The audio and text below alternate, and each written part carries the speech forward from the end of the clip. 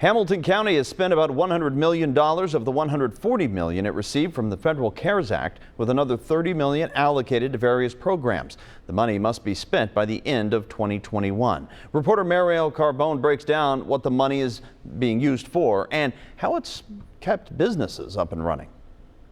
Let's see our letters! For Erica Thomas, navigating the pandemic hasn't been as simple as ABC or 1, 2, 3. What letter is that? I mean, knots began forming in our stomach. That's because back in March, the number of kids allowed at Beehive Learning Center was cut down, and the cost for cleaning supplies scaled up. We were really scared about, will we be able to sustain this? Luckily, they have been, in part thanks to a $25,000 grant from Hamilton County. If it had not been for that, I truly wouldn't know which way we would be going, whether our doors would remain open. The center is one of nearly 80 child care centers that received CARES Act dollars through the county.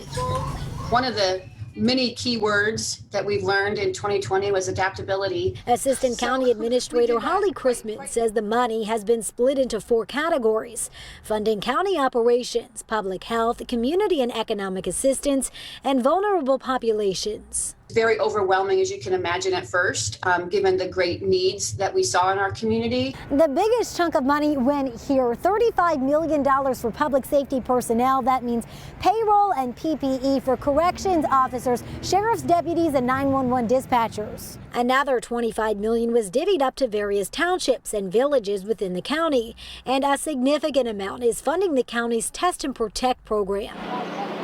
So far, about $2 million has been spent on COVID-19 testing, with another $16 million allocated. Plus, 2,500 households were assisted. Nearly $4 million for rent and utility assistance, and almost $7 million for the county's small business relief program. These funds allowed small businesses to stay open. Chrisman says the money has been vital in keeping the community up and running. Couldn't have done that without these dollars.